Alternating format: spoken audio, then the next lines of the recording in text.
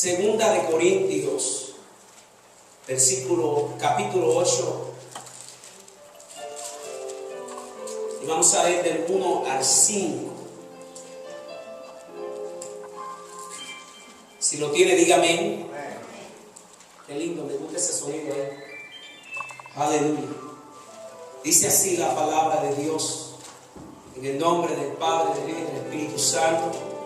Segunda de Corintios 8, versículo 1, dice: asimismo, hermanos, os hacemos saber la gracia de Dios que se ha dado a la iglesia de Macedonia, que en grande prueba de tribulación, la abundancia de su gozo y su profunda pobreza abundaron en riquezas de generosidad.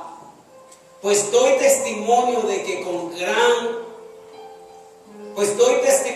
con agrado han dado conforme a sus fuerzas, y aún más allá de sus fuerzas, pidiéndonos con mucho ruego que les concediésemos el privilegio de participar en este servicio para los santos, y no como lo esperábamos, sino que asimismo se dieron primeramente al Señor y luego a nosotros por la voluntad de Dios. De manera que exhortamos a Tito para que tal como comenzó antes, asimismo acabe también entre vosotros esta obra de gracia.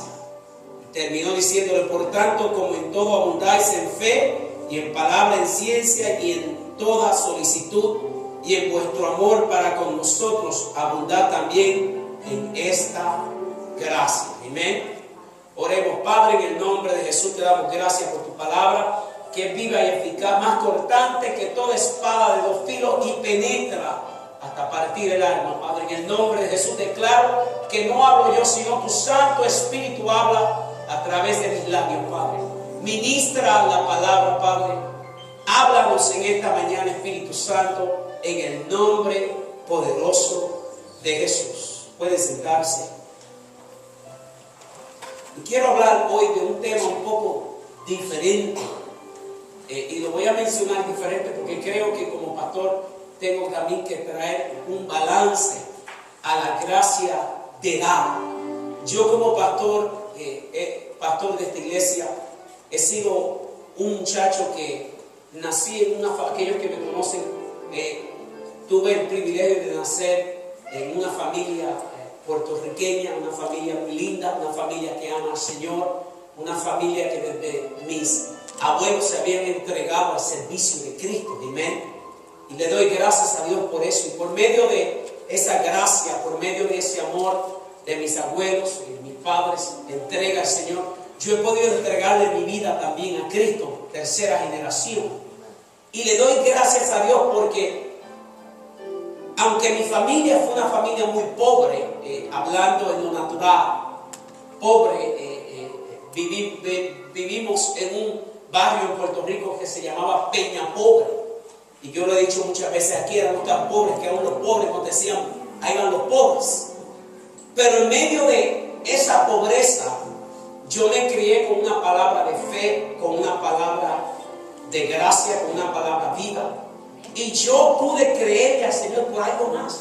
Me acuerdo que en mi juventud yo le dije: Señor, es imposible que la palabra del Señor diga que Dios es el dueño del oro y de la plata, que Dios es un Dios rico.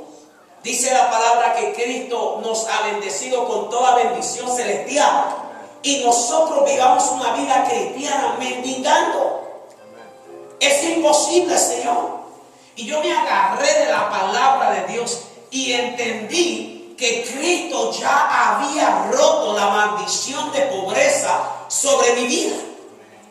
Cristo rompió la maldición de pobreza sobre cada uno de ustedes aquí. Y basado en que Cristo rompió la maldición de pobreza de cada uno de nosotros, cada uno de nosotros podemos caminar en una bendición no solamente espiritual, pero también natural. Amén.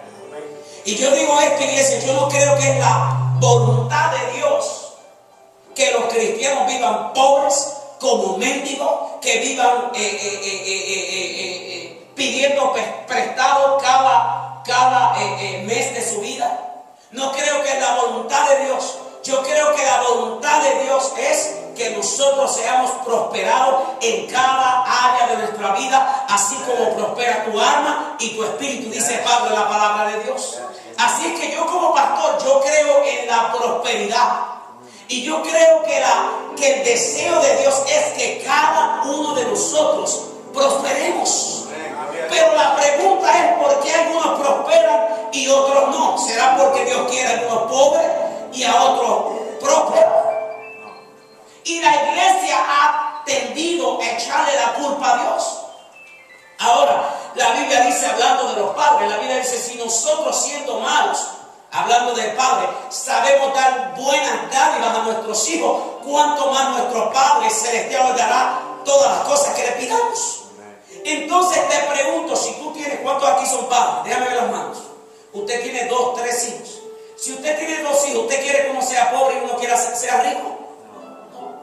Si usted si es padre y usted ya ha preparado y ha empezado a hacer le quiere dejar un delegado a su hijo, más tanto espiritual pero también como natural, y usted le quiere dejar una herencia a su hijo, ¿usted qué hace? Usted divide esas herencias iguales.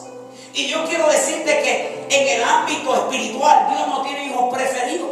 Dios no me dio a mí una herencia más grande que la que te dio a ti. Dios no le dio una herencia a mi hermano Abraham más grande que la que le dio a mi hermano, a cualquier hermano de esta iglesia.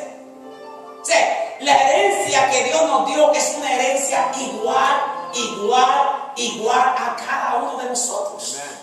Y así como Dios me ha prosperado a mí, el deseo de Dios es que cada uno de ustedes en esta iglesia prospere.